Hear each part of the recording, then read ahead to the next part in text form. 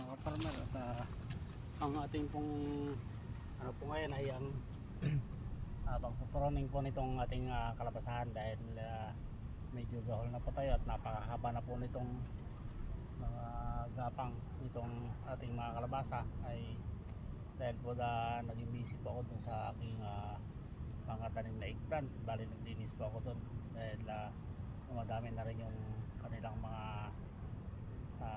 damo. So ayun, ngayon po ay ating pong itong ipoproning.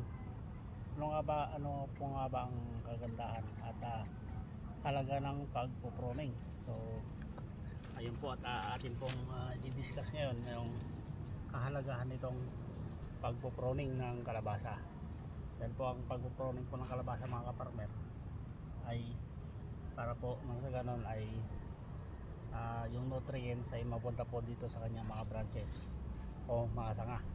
Dahil po yung kanyang mga sanga ay magkakaroon ng magandang bunga. Kumbaga kung patutuloyin po natin itong main, itong pinaka main niya ay magpo-focus lang po yung nutrients papunta rito sa kanyang main. So ayun, pagka pinutol po natin dito, ang kagandang po nito ay yung kanyang mga branches ay mamumunga ng lahat ng branches niya ay magbubunga. So halimbawa po, nagpatuloy po tayo ng mula dito ay pitong dahon. So sa lahat po ng dahon na yan ay mayroon pong lalabas na sanga o branches na siyang magtutuloy at mamumunga ng maganda at sabay-sabay po ang kanyang mga bunga. So ayan, tara, samahan niyo po akong ganito na po.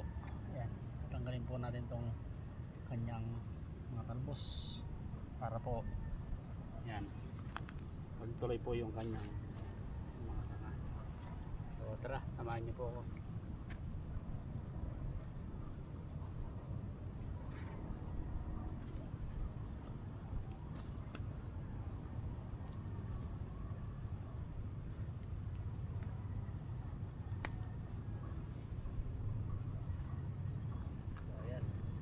Ganito lang po mga kapaimas, at papakita ko lang po sa inyo ito bakit mahaba na ito.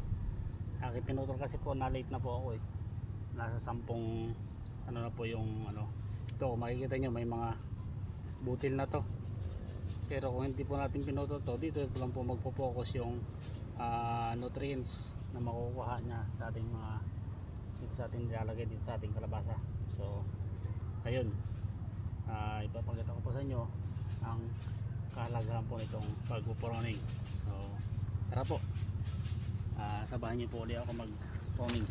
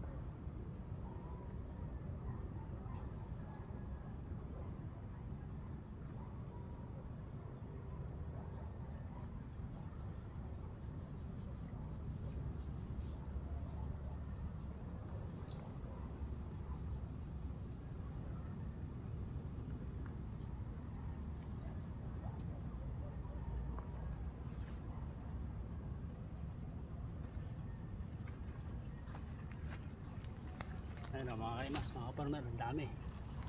wag po tayong manghihinayang dito sa mga talbos na to dahil ito po ay pakikinabangan pa natin. Pwede po natin tong iluto na pang ulam. Masarap po to. Marami pong luto yung pwede po dito. Pwede po natin lagyan ng sardinas to. So ayan, hanggang dito na lamang po muli mga kaimas at ipoproning ko po to lahat. So ayan, sana po ay mayroon na naman po tayong naitulong at naibigay na konting tips sa inyo. Sana po ay paki-like, follow at paki-share na rin po ng ating video. Hanggang dito na lamang po muli.